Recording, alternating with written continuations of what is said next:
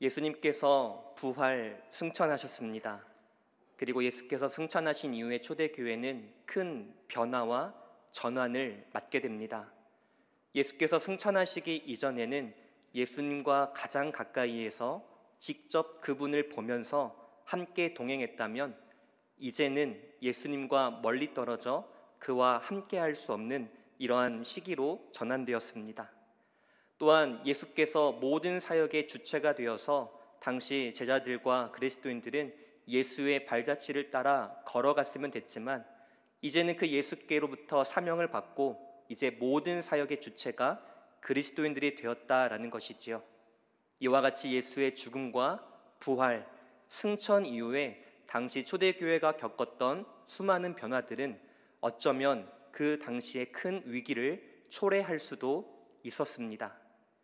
하지만 누가가 사도행전에서 그리는 초대교회의 모습은 예수의 부재와 사역의 전환에도 불구하고 흔들리는 것이 아니라 오히려 더욱더 영적인 연합을 가지고 하나 되어 하나님의 나라와 영광을 위하여 귀하게 쓰임받는 모습을 우리에게 그리고 있습니다. 사랑하는 성도 여러분, 오늘날 우리는 이 본문을 통하여서 우리 교회가, 나아가 각각 그리스도인으로서 우리가 무엇을 중심으로 살아갈 것인가, 또한 우리가 사도적인 그 전통들을 계승해야 할 터인데 무엇을 계승해야 할까, 이 본질에 대해서 함께 나누고자 합니다. 먼저 우리가 오늘 이 본문을 통해서 함께 계승해야 할 그 본질 첫 번째는 무엇일까요? 먼저 오늘 본문 1장 3절 말씀을 먼저 읽어보도록 하겠습니다. 사도행전 1장 3절입니다. 시작. 고난받으신 후에 또한 그들에게 확실한 많은 증거로 친히 살아계심을 나타내사 40일 동안 그들에게 보이시며 하나님 나라의 일을 말씀하시니라. 예수께서 부활하신 이후에 이 땅에서 40일간 제자들과 함께 하셨다라고 말합니다. 먼저 40이라는 숫자는 우리로 하여금 구약의 또한 신약의 많은 사건들을 떠올리게 만듭니다. 대표적으로 모세가 하나님께로부터 율법을 받을 때에 시내산에서 머문 기간은 40일이었습니다. 또한 이스라엘 백성들이 불순종으로 말미암아 광야에서 지냈던 시기 또한 무려 40년입니다.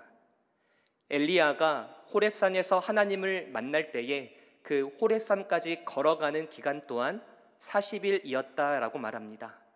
그리고 신약으로 넘어와서도 이 40이라는 숫자는 예수님께서 광야에서 시험을 받으실 때에 40일 동안 시험을 받으셨다라는 것을 통해서 우리가 볼 수 있습니다. 그 외에도 다양한 40일 또한 40년이라는 이 40의 숫자가 등장하는데, 이 숫자가 갖는 의미는 무엇인가? 그것은 바로 하나님의 뜻을 성취하기 위한 어떠한 준비 기간이다라는 것을 볼 수 있습니다. 그러니까 예수께서 부활하셔서 바로 승천하신 것이 아니라 40일 동안 이 땅에 머무시면서 제자들을 준비시키기 위하여서 40일 동안 함께 계셨다라는 것이지요. 그렇다면 예수님께서 40일 동안 제자들과 함께 하면서 무엇을 집중적으로 준비시키셨을까요? 방금 읽었던 3절 말씀을 다시 한번 읽어보면 두 가지의 내용을 우리가 발견하게 됩니다. 우리 1장 3절 말씀 다시 한번 같이 읽어보겠습니다. 시작. 그가 고난받으신 후에 또한 그들에게 확실한 많은 증거로 친히 살아계심을 나타내사 40일 동안 그들에게 보이시며 하나님 나라의 일을 말씀하시니라. 주님께서 집중하신 것은 두 가지입니다. 앞에 말씀을 보면 첫 번째, 자신의 살아계심, 즉 내가 부활했다라는 이 사실을 여러 증거들을 통하여서 보여주셨다라는 것입니다. 그리고 그 다음 말씀에 보면은 하나님의 나라에 대해서 가르쳐 주셨다라고 말합니다. 하나님의 나라란 사도행전에서 어떻게 해석될까요? 우리가 함께 말씀을 살펴볼 텐데 사도행전 28장 31절 같이 읽겠습니다. 시작. 하나님의 나라를 전파하며 주 예수 그리스도에 관한 모든 것을 담대하게 거침없이 가르치시더라. 아멘. 예수님께서 40일 동안 제자들에게 집중적으로 준비시키신 것은 무엇이냐? 바로 증인으로서의 사역을 감당할 수 있도록 증거들을 가르쳐 주셨다라는 것이지요. 오늘날로 바꾸어 보자면 성경 공부를, 즉 말씀 중심으로서 그들이 사역할 수 있도록 말씀 공부를 철저하게 시키셨다라는 것입니다. 당시 제자들에게 이 말씀 공부, 성경 공부가 왜 중요할까요? 예수께로부터 증인의 사명을 받았는데 그 증인이 나아가서 복음을 증거하는데 나는 간접적인 증거만, 정황적인 증거만 있습니다라고 한다면 그 말씀을 듣는 사람들이 그 예수의 예수 되심을 믿겠습니까? 그럴 수 없는 것이지요. 증거 능력이 약하기 때문에 예수께서는 직접적인 증거, 즉 그들의 눈에 자신을 밝히 보이시고 또한 자신이 어떠한 분이신지를 직접 가르치심으로써 그들의 증거 능력의 여부를 더욱더 강화시키기 위하여 말씀을 가르쳐 주셨다라는 것이죠. 사랑하는 성도 여러분, 오늘날 우리가 초대교회로부터 또한 사도들의 가르침으로부터 계승해야 될 본질 첫 번째는 무엇입니까? 그것은 바로 하나님의 말씀입니다. 그 말씀 안에서 예수 그리스도를 깊이 알아가고 뿐만 아니라 그 예수 그리스도를 말씀에 기반하여 증거할 수 있는, 즉 말씀 중심의 삶이 우리 교회 가운데 또한 저와 여러분들의 삶 가운데의 기준이 되어야 한다라는 것이죠. 사랑하는 성도 여러분, 말씀 안에 거하시고 말씀을 배우는 데에 게을리하지 마시고 또한 배운 만큼 아는 만큼 증거하는 삶을 살아갈 수 있는 우리가 되기를 진심으로 소망합니다. 예수님께서 이렇게 성경 공부를 마치시고 제자들에게 한 가지를 당부하십니다. 사도행전 1장 4절 같이 읽겠습니다. 시작. 사도와 함께 모이사 그들에게 분부하여 이르시되 예루살렘을 떠나지 말고 내게서 들은 바 아버지께서 약속하신 것을 기다리라. 성령을 보내줄 것인데 그 성령을 내가 지금 보내진 않을 것이다. 그때가 언제인지는 알지 못하겠지만 그때까지 뭐하라? 기다리라. 그러나 제자들에게 기다림이란 아무것도 하지 않음이 아니었습니다. 기다리는 동안 제자들은 무엇인가에 집중하며 나아가는 것을 오늘 본문을 통해서 우리가 발견하게 됩니다. 우리 오늘 본문 14절 말씀 같이 읽어보겠습니다. 시작. 예수의 어머니 마리아와 예수의 아우들과 더불어 마음을 같이하여 오로지 기도에 힘쓰더라. 아멘. 우리가 누가가 그리는 사도행전의 모습, 초대교회의 모습을 통하여 우리가 다시 한번 기억하고 붙들어야 될 본질, 그 두 번째는 바로 무엇이다? 기도다라는 것입니다. 성경 공부는 하나님에 대하여 배우는 것입니다. 기도는 하나님께 우리의 모든 것을 맡기는 것입니다. 참된 증인으로서 또한 교회로서 살아가기 위하여서 말씀과 기도의 균형은 너무나도 중요하다라는 것이죠. 이 두 가지의 중요성을 어떻게 쉽게 이해해 볼 수 있을까요? 혹시 자전거를 타본 적 있으십니까? 저는 시골에 저희 집이 약간 언덕배기에 있어서 어린 시절 그 언덕배기에서 쭉 내려왔던, 자전거로 타고 굉장히 높은 경사에서 쭉 내려왔던 기억이 있는데 한 번은 브레이크가 들지 않아서 앞에 미나리깡이 있거든요. 미나리깡이 사투리인가요? 밭. 미나리 밭. 밭에 이렇게 곤두박질 쳤던 기억이 있습니다. 자전거는 바퀴가 몇 개입니까? 2개입니다. 앞바퀴의 역할은 무엇일까요? 방향을 결정합니다. 뒷바퀴의 역할은 무엇입니까? 그 방향에 맞게 나아갈 수 있도록 추진력을 제공합니다. 앞바퀴는 곧 말씀입니다. 말씀은 우리가 가야 할 길의 방향을 제시합니다. 뒷바퀴, 즉 기도는 우리가 그 길에 도착할 수 있도록, 포기하지 않도록 그 길을 끝까지 갈 수 있도록 동력을 제공하는 힘과 같습니다.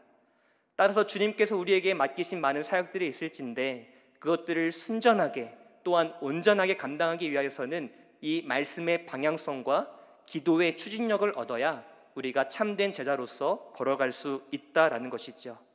초대교회 모습에는 이 두 가지의 균형이 너무나도 적절하게 드리워지고 있는 것을 우리가 보게 됩니다. 뿐만 아니라 이 사도행전의 저자인 누가는 누가복음에서 이 기도의 강조점을 너무나도 많이 자주 강조하는 것을 우리가 보게 됩니다. 누가복음 1장에서 2장에 보면은 구약에 경건했던 몇 사람들이 등장합니다. 사가랴, 엘리사벳, 마리아, 시므온, 안나. 그런데 참 놀라울 만한 일이 무엇인지 아십니까? 2장 이후에 기도한 사람은 예수님밖에 없습니다. 누가는 의도적으로 이 예수의 기도의 특징을 부각하여서 기록하고 있다는 것이죠. 뿐만 아니라 누가복음을 제외한 다른 사복음서에서는 예수님의 사건에 집중한다면 누가복음만큼은 예수님께서 그 사역을 이루어가는 과정 속에서 기도했음에 집중하여서 피력하고 있다는 것이지요. 그러니까 예수님의 가장 큰 특징은 기도였다라고 해도 과언이 아니라는 것입니다. 그런데 지금 이 초대교회의 구성원들의 모습을 보면 뭐 하고 있더라? 기도하고 있더라. 이것이 우리에게 주는 의미가 무엇일까요? 비로소 제자들이 예수의 길을 걷기 시작했다라는 것입니다. 십자가의 길을 걷기 시작했고 비로소 예수님을 닮아가기 시작했다라는 것이죠. 사랑하는 성도 여러분, 우리에게 기도가 없다면 우리는 예수님을 닮아갈 수 없습니다. 우리에게 기도가 없다면 사역을 감당할 수 없고 복음을 따라 살아낼 수도 없고 하나님의 사람으로 세워질 수 없다라는 것이죠. 따라서 이미 익히 잘 알고 계시겠지만 더욱더 이 말씀과 기도의 균형과 중요성을 다시 한번 기억하시고 우리가 더욱더 이 말씀과 기도의 열심과 일심으로 나아가는 우리 모두가 되기를 진심으로 소망합니다. 초대교회 성도들은 기도했는데 그 기도의 모습을 통하여서 우리가 몇 가지 배울 모습이 있는 것 같습니다. 우리 14절 말씀을 같이 읽어보겠습니다. 시작. 여자들과 예수의 어머니 마리아와 예수의 아우들과 더불어 마음을 같이하여 오로지 기도에 힘쓰더라. 초대교회 성도들의 기도의 특징은 두 가지입니다. 첫 번째, 마음을 같이했다. 두 번째, 힘썼다라는 것이죠. 그렇다면 간단하게 하나씩 살펴보겠습니다. 먼저 마음을 같이하다라는 이 단어, 여러분 이 헬라어는 누가복음과 사도행전에 10번이 기록되어져 있고 그 외에 신약 성경에는 딱 한 번 등장합니다. 그러니까 이 마음을 같이했다라는 단어가 갖고 있는 의미는 무엇이냐면 예수 공동체의 특징이 무엇인지를 보여주는 것이죠. 예수 공동체, 복음을 믿고 복음 안에서 하나가 되는 공동체의 특징은 마음을 같이하는 공동체다라는 것입니다. 한번 생각해 볼까요? 오늘 본문에 보니까 무려 마가의 다락방에 한 명이 아니라 20명이 아니라 50명이 아니라 100명이 아니라 120명이 모여 있다고 합니다. 그들은 서로 마음을 같이 하기가 쉬웠을까요? 결코 그런 관계의 사람들이 아닙니다. 그 120명의 사람 중에는 덜어는 예수의 곁을 끝까지 지킨 여인도 있었고 대부분은 예수를 버리고 부인하고 도망간 사람들이었을 것입니다. 그 공동체 안에는 사도들도 있고 평신도도 있고 여자도 있고 남자도 있고 예수의 가족들도 있었을 것입니다. 그런데 그거 아십니까? 사도들은 예수의 가족들이 예수에 대하여 어떻게 행했는지를 아는 사람들입니다. 그리고 여인들은 사도들이 어떻게 행했는지를 아는 사람들입니다. 다시 말하면 서로에 대한 불신, 서로에 대한 배신감, 서로에 대한 냉대와 몰 이해를 가진 사람들이 한 곳에 모여 있다라는 것이지요. 기도가 무엇일까요? 기도는 하나님을 향하여 나의 마음을 여는 것입니다. 그와 동시에 기도는 나와 타인에 대한 갈등과 상처를 솔직하게 마주하는 시간입니다. 나아가서 배신자였던 나, 배신자였던 당신, 그 동료를 용납하고 받아들이는 것이 바로 기도의 주요한 목적이라는 것이죠. 사랑하는 성도 여러분, 우리가 교회 생활은 혼자 할 수 없음을, 함께 해야 함을 오늘 우리가 오전 말씀을 통하여서 익히 잘 들었습니다. 하지만 함께 하는 것이 너무나도 어렵다라는 것 누구보다 우리가 더 잘 알 것입니다. 마음을 같이 하고 싶지만 만나면 만날수록 갈등과 상처를 야기하고 나의 뜻과는 전혀 다른 뜻을 말하며 그래서 오히려 공동체 안에 들어가기보다 오히려 혼자 하고 싶은 그러한 마음이 일어나는 여러 가지 상황을 마주할 것입니다. 하지만 기억하십시오. 하나님의 나라는 온전한 일이 모여서 하나가 되는 것이 아니라 0.1의 여럿이 모여서 하나가 된다는 것을 기억할 수 있는 우리 모두가 되기를 소망합니다. 나는 1이야 라고 생각하지 마시고 나는 0.1에 불과해. 그래서 나도 필요하지만 너도 필요해. 그래서 우리가 하나 될 때에 하나님의 나라가 시작되고 확장될 거야 라는 이러한 서로의 존중과 서로를 귀히 여기는 마음을 가지고 우리가 하나 되어 나아갈 수 있는 우리가 되기를 진심으로 소망합니다. 하나 되어 나아가는 이 진리가 단지 이상이나 신념이 아니라 우리의 삶의 실제화 되기를 다시 한번 간절히 소망합니다. 두 번째 초대교회의 기도의 특징은 무엇입니까? 힘쓰다라는 단어입니다. 이 단어의 시제를 보면은 현재 분사로 되어 있습니다. 그러니까 어떠한 행동이 단회적으로 끝난 것이 아니라 그 행동이 지속해서 이어지고 있음을 의미합니다. 그리고 이 힘쓰다의 의미를 조금 직역해 보면 분주하게 어떠한 일에 관여하다라는 것입니다. 분주하게 어떠한 일에 관여함으로써 그 어떤 행동들이 계속해서 이어지고 있다라는 의미이죠. 다시 말하자면 이 당시의 초대교회 성도들은 성령이 오시기까지 고도로 집중된 기도를 중단 없이 계속해서 했다라는 것입니다. 그러면 그들은 24시간 어디도 가지 않고 그곳에서 아무 말도 하지 않고 먹지도 않고 그냥 기도만 주구장창했다는 의미일까요? 그렇지는 않습니다. 어떤 이들은 생계를 위해서 일도 했을 것이고 어떤 일들은 기도하다가 피곤해서 잠든 사람도 있을 것입니다. 어떤 사람은 120명의 밥을 짓고 설거지를 하고 마가의 다락방을 청소하는 일도 있었을 것입니다. 뿐만 아니라 자녀들도 챙기고 남편도 챙기고 뿐만 아니라 성전에 올라가서 기도도 드리고 찬양도 했고, 즉 여러 곳곳에서 자신의 일들을 열심히 해 나아갔다라는 것이지요. 고도로 집중된 기도를 중단 없이 계속했다라는 이 의미는 아무것도 하지 않고 기도만 했다라는 것이 아니라 그들의 삶의 모든 영역에서 간절하게 기도했다라는 의미입니다. 사랑하는 성도 여러분, 우리가 이와 같이 우리의 모든 날, 모든 삶의 현장에서 간절하게 주님께 기도할 수 있는 우리가 되기를 다시 한번 소망합니다. 간절할수록 하나님은 더욱더 강하게 역사하십니다. 우리가 더욱더 진실할수록 주님은 선하시게 역사하십니다. 나아가 우리가 가난할수록 주님께서는 더욱더 부욕해 하실 것입니다. 나아가 우리가 더욱더 겸손하고 나를 비울수록 주님은 그 약함 가운데 강함으로 역사하실 것입니다.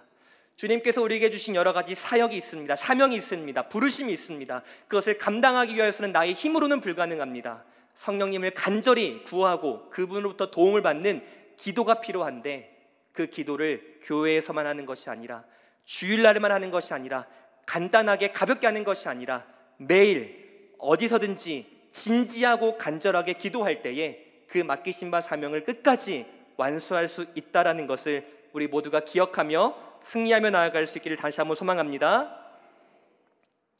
이어서 사도행전 1장 15절로부터 26절까지 말씀을 보면은 간단하게 정리를 해드리자면, 이제 가룟 유다가 배신을 하게 되었고 그 빈자리를, 이제 그 결혼을 다시 채우자라는 이야기로 묶여져 있습니다. 그러면서 베드로가 두 구절을 인용하는데 시편 69편의 말씀과 시편 109편 8절의 말씀을 인용합니다. 이 두 말씀을 이렇게 해석하고자 함은 아니지만 이 두 말씀의 핵심은 무엇이냐?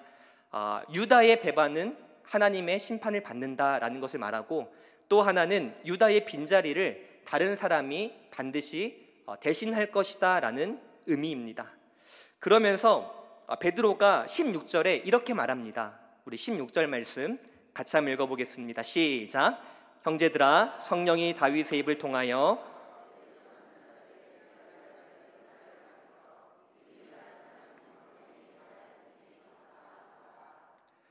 베드로가 이제 주도적으로 나서서 우리가 유다의 빈자리를 채우자라고 말합니다.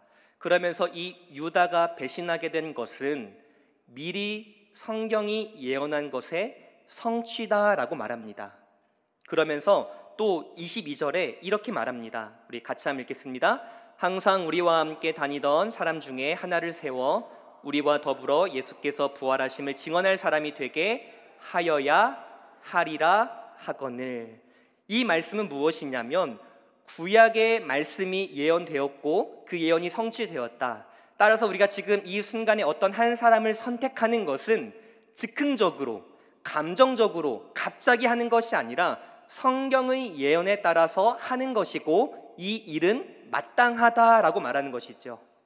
지금 베드로는 어떠한 사역을 함에 있어서 그 기준, 그 시작점, 그것을 무엇에 두고 있습니까? 하나님의 말씀에 근거하고 기준을 두고 있다는 것이죠. 우리가 초대교회로부터 배울 수 있는, 계승해야 될 것은 무엇입니까? 하나님의 말씀에 기준하여서 살아가야 한다는 것이죠.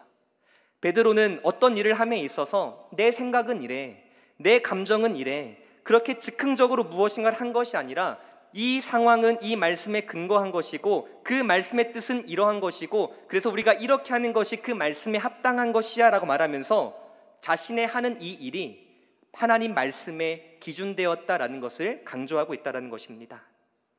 사랑하는 성도 여러분, 우리 또한 어떠한 일을 함에 있어서 항상 나의 생각과 감정이 아니라 하나님의 말씀에 근거하고 기준되어서 우리가 모든 사역에 합당하게 행해야 한다라는 것이죠. 하지만 여기서 우리가 주의해야 될 것은 무엇입니까? 말씀을 자의적으로 해석하거나 자기중심적으로 적용해서 어떠한 일을 하기보다 항상 그 말씀이 하나님 중심적으로, 또한 예수 그리스도를 드러내는 중심적으로, 또한 교회 중심적으로, 또한 덕을 세우는 중심적으로 우리가 말씀을 읽고 해석하고 적용하여서 내가 이 일을 해야겠구나라고 연결되어야 한다는 것이지요. 사랑하는 성도 여러분, 여기 계신 여러분들 참 많은 사역을 감당하고 있는 줄 압니다. 너무나도 수고하고 애써주셔서 너무나도 감사합니다. 부디 여러분의 이 사역이 말씀으로부터 기인하고 말씀으로부터 말미암고 오직 말씀의 영광을 드러내는 사역이 되기를 진심으로 소망합니다. 이것이 왜 중요한가? 그러니까 우리가 어떠한 사역을 할 때에 말씀을 중심으로 말씀에 기반하여 하는 것이 왜 중요한가? 이것을 한번 살펴보겠습니다. 사도행전 1장 23절 말씀 우리 같이 읽겠습니다. 시작. 그들이 두 사람을 내세우니 하나는 바사바라고도 하고 별명은 유스드라고 하는 요셉이요 하나는 마띠아라. 유다를 대신하여 추천된 두 사람이 있습니다. 하나는 누구? 요셉. 다른 하나는 마띠아. 그런데 자세히 보십시오. 요셉의 이름이 총 몇 번 나옵니까? 3번 나옵니다. 바사바, 유스도, 요셉. 그만큼 요셉은 그 당시에 매우 유명한 사람이라는 것을 우리가 알게 됩니다. 그런데 마띠아는 어떻습니까? 딱 한 번, 그리고 이 본문 이후에 등장하지 않습니다. 그러니까 이것을 통해서 알 수 있는 것은 무엇이냐면 제자들, 당시 그리스도인들의 원함은 누구에게 있었다? 요셉을 뽑자. 하지만 하나님의 뜻은 어디에 있었다? 마띠아에게 있었다라는 것입니다. 그 증거가 제비뽑기를 통하여 마띠아가 뽑혔다라는 걸 통해서 더욱더 확증되는 것이지요. 사랑하는 성도 여러분, 우리가 말씀에 기준하여 살아갈 때 얻는 유익은 무엇이냐면 나의 원함이 아니라 주님의 원함을 따라서 살아갈 수 있다라는 것입니다. 말씀에 기준하여 살아가는 것은 너무나도 중요합니다. 로마서 8장 6절 말씀에 이렇게 말합니다. 우리 같이 읽겠습니다. 시작. 육신의 생각은 사망이요 영의 생각은 생명과 평안이라. 만약에 우리가 말씀과 기도를 배제한 채 즉흥적으로 감정적으로 뭔가 수지타산의 개념으로 뭔가 인본주의적인 생각으로 무엇인가의 일을 한다면 그 일은 사망으로밖에 안 된다는 것이죠. 지금 잠깐은 굉장히 잘 되어가는 것처럼 보이고 마치 아무 문제 없는 것처럼 보일지는 모르겠지만 언젠가는 반드시 그 일은 탈로 난다는 것입니다. 하지만 하나님의 말씀에 기준하여서 나의 원함과 나의 기준을 내려놓고 주님의 원함을 따라 살아간다면 그 사역의 결과는 비록 지금은 잠시 그 열매가 보이지 않는다고 할지라도 그 사역의 결과는 생명과 평안이다라는 것이죠. 인간은 시간에 종속되어서 살아갑니다.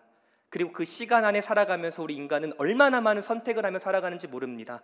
오늘 점심 메뉴를 뭘로 할까? 이따 저녁에 가서 뭘 먹을까? 내일은 또 무엇을 먹을까? 먹을 거, 입을 거, 살아갈 거, 친절은 누구를 만날까? 어떤 말을 할까? 즉 인간의 모든 24시간은 선택의 연속입니다. 그때 여러분들은 무엇에 근거하고 무엇에 기준하여서 선택을 하고 계십니까? 바라옵기는 이 초대교회 성도들이 하나님의 말씀에 기준하여서 모든 선택을 이루었던 것처럼 우리 또한 이 말씀에 근거하여 우리의 모든 선택이 생명과 평안으로 나아갈 수 있는 우리 모두가 되기를 진심으로 소망합니다. 또한 본문 24절에서는 이렇게 말합니다. 우리 24절 같이 읽겠습니다. 시작. 그들이 기도하여 이르되 뭇 사람의 마음을 아시는 주여 이 두 사람 중에 누가 주님께 택하신 바 되어. 처음에 한 사람을 뽑기 위하여서 모여서 기도했다라고 말합니다. 그런데 이 초대교회 성도들의 기도는 어떠한 사역을 시작할 때의 그 첫 단계에서만 끝나는 것이 아니라 그 일을 진행해 가는 과정에 있어서도 또한 그 일의 결과에 있어서 즉 전 과정에 거쳐서 항상 기도 중심으로 나아갔던 것을 우리가 보게 됩니다. 사랑하는 성도 여러분, 우리의 기도는 어떻습니까? 문제가 있습니다. 그 문제 도와달라고 기도합니다. 하지만 그러고 나서 우리는 그 문제를 주님께 떠맡기고 이제 그 문제는 나와 상관없는 양 마치 다른 길로 걸어가는 모습을 종종 보게 됩니다. 하지만 우리가 기도할 때 기억할 것은 시작과 과정과 뿐만 아니라 그 어떠한 것이 이루어지는 그 순간까지도 우리는 늘 기도 중심으로 살아가야 한다라는 것이지요. 바로 이 베드로와 초대교회 성도들이 이 유다의 자리를 대신하여 뽑을 이 사람, 즉 구속사의 중요한 순간을 친히 주님께서 매듭 지어 주시기를, 즉 결과를 주님께 맡겨드리는 이 기도의 과정을 우리가 보게 되는 것이지요. 사랑하는 성도 여러분, 똑같은 말을 계속해서 반복했지만 이것이 초대교회의 본질이었고 우리가 계승해야 될 사도들의 전통입니다. 처음에 말씀을 공부시켜 주셨고 또한 기도했던 제자들의 모습 뿐만 아니라 이 말씀과 기도가 실제 그들의 공동체 가운데 계속해서 말씀 중심으로 기도 중심으로 살아갔던 것을 우리가 보게 되는 것이죠. 이것이 바로 초대교회 성도들이 예수의 부재 속에서도 어떤 여러 가지 어려움과 변화를 겪었을지는 모르겠지만 승리할 수 있었던 유일한 힘의 원천이었다라는 것입니다. 우리 모두가 이러한 본질을 기반 삼아 잘 계승해 나아갈 수 있는 우리 모두가 되기를 진심으로 소망합니다. 말씀과 기도를 따라서 살아가야 한다는 것은 단지 말씀 읽는 시간, 기도하는 시간을 더 늘리라는 의미가 아닙니다. 진짜 질적으로 나의 신앙생활의 중심에 말씀과 기도가 얼마나 중요한지 그 의미를 깨닫고 그 말씀과 기도에 의존하는 삶을 우리에게 말씀한다라는 것이죠. 물론 양도 늘려야겠지만 질까지 함께 늘려 나아갈 수 있는 우리의 모든 삶, 우리의 모든 사역, 그 나라가 되기를 진심으로 소망합니다. 우리 함께 찬양으로 나아가겠습니다. 우리 교회여 일어나라 함께 찬양하면서 우리가 말씀과 기도로 주님께서 맡기신 사명을 온전하게 감당하며 나아가기를 원합니다. 우리 함께 찬양하겠습니다.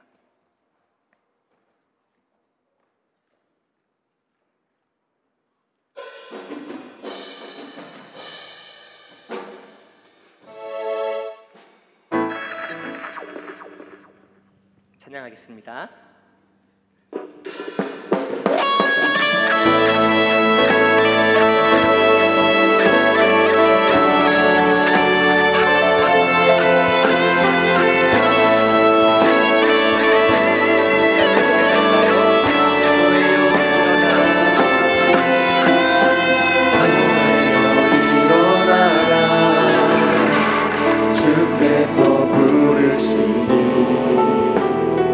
두려움과 실패 내려놓고 교회여 일어나라, 교회여 일어나라. 주께서 보내시니 우릴 부르신 삶의 자리에서 교회여 일어나라. 교회여 일어나라, 교회여 일어나라.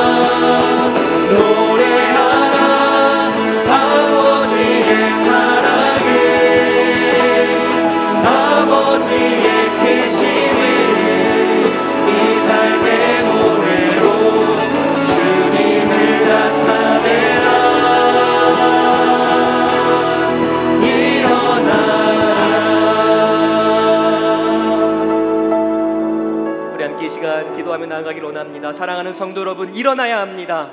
주저앉지 마십시오. 낙심하지 마십시오. 실패하고 낭망하고 상처받고 지쳐있다고 하더라도 그 자리에 머물지 마십시오. 여러분들이 있어야 할 곳은 그 자리가 아니라 일어나 세상으로 나아가야 한다는 것입니다.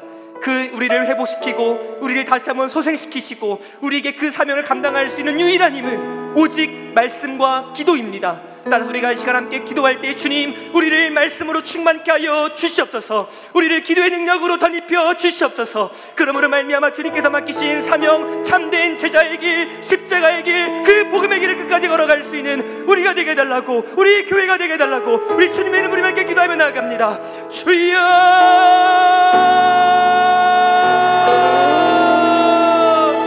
주님, 이 시간 우리가 주의 말씀과 기도로 다시 한번 일어나기를 간절히 소망하며 나아갑니다. 주님, 우리에게 말씀의 능력으로 함께하여 주시옵소서. 우리에게 그 말씀의 능력으로 덧입혀 주시옵소서. 다시 한번 그 말씀 안에서 주의 놀라운 것을 보게 하시고 그 말씀 안에서 주의 아름다우심을 보게 하시고 그러므로 말미암아 주님의 그 아름다우심을 선포하며 나아갈 수 있는 우리 모두가 되는 그 잡아 주시면 되겠습니다. 주님 말씀 안에 우리가 원합니다. 그 말씀 안에서 우리 주 예수 그리스도의 덧입혀 도와주시옵소서. 주님의 참된 지인이요 제자로 삼으러가게 있어서 그 주님의 진정인 순간을 가지시고 이 세상에 나아가 복음을 선포하며 나아가는 우리 모두가 될 주님을 잡아주시고 함께하여 주시옵소서.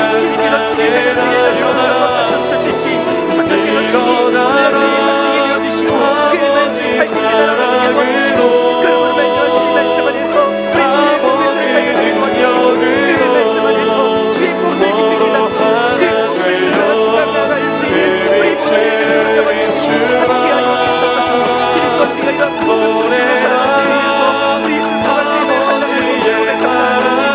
주님, 우리가 그 능력과 그 힘을 우리 모두가 누구를 잡아주시고 함께하여 주시옵소서. 우리 모두의 사랑하는 성도들 다시 한번 일어나고 나아가기를 소망합니다. 주저하지 않게 하시고 실패하지 않게 하시고 창조와 낙상과 대박으로 실패하지 않게 잡아주시고 더욱더 그 자리를 박차고 일어나 주의 말씀과 기도로 살아갈 수 있는 우리 모든 성도들을 잡아주시고 함께하여 주시옵소서. 주님, 우리 교회가 더욱더 하나님의 것들이 소망합니다. 우리 하나님을 주께 섬기고 성경 안에서 서로의 충성하며 서로의 수양하며 서로의 친절하게 나아갈 수 있는 우리가 되게 하시고 뿐만 아니라 한쪽에 구원을 나아갈 수 있는 우리가 될 수 있는 자리를 잡아주시고 함께하여 주시옵소서. 주님, 우리 교회가 이러한 주님의 것을 이러한 주님의 가르침의 그 전통들을 잘 나아가기를 간절히 소망합니다. 주님, 우리가 그 말씀과 기도를 공부하게 하시고 같은 시간만을 누리는 것이 아니라 진정 우리의 삶속에 이 말씀과 기도가 나의 삶을 움직이는 방향에서 그대를 기억하게 하시고 그 말씀을 따라 그 능력을 따라 바라봐 주시는 우리 모두를 붙잡아주시고 함께하여 주시옵소서. 주님, 우리 여러분의 귀한 사랑하심에 감사합니다. 그 사랑을 완성하기를 원합니다. 주님과 함께하며 주님을 의지하며 그 신앙을 걸어갈 수 있는 우리 모두가 삶을 붙잡아주시고 함께하여 주시옵소서.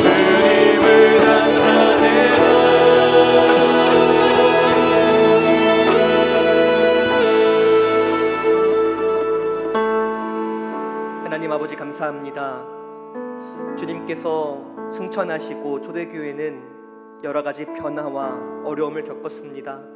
늘 주님과 가까이 했던 그 주님을 이제 멀리 떠나보내고 주님의 그 사역에 발자취만 따라갔던 모습이었는데 이제는 그들이 앞장서서 해야 될 사역의 변화, 주님의 떠나가심, 여러 가지들의 변화가 있었습니다. 하지만 초대교회와 당시 그리스도인들은 흔들리지 않았습니다. 오히려 그들은 더욱더 견고한 모습으로 영적인 강력한 연합을 이루어 주의 나라의 영광과 확장을 위하여 귀하게 쓰임받았던 것을 우리가 보게 됩니다.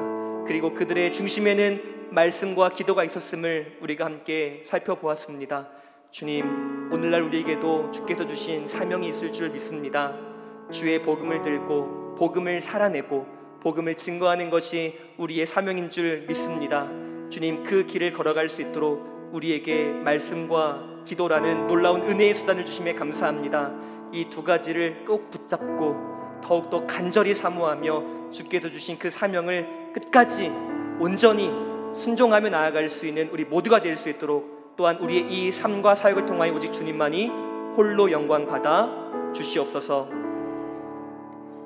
이제는 우리 주 예수 그리스도의 은혜와 하나님 아버지의 그 크신 사랑하심과 성령 하나님의 교통하심이 말씀과 기도를 중심으로 더욱더 주께서 맡기신 사명을 감당하고자 원하는 우리 모든 사랑하는 성도들의 머리머리 위에와 주님의 피로 값주고 사신 첨단 겨자씨교회 위에와 이 나라 민족 세계 열방 선교사님들 위에 이제로부터 영원토록 항상 함께 있을지어다. 아멘.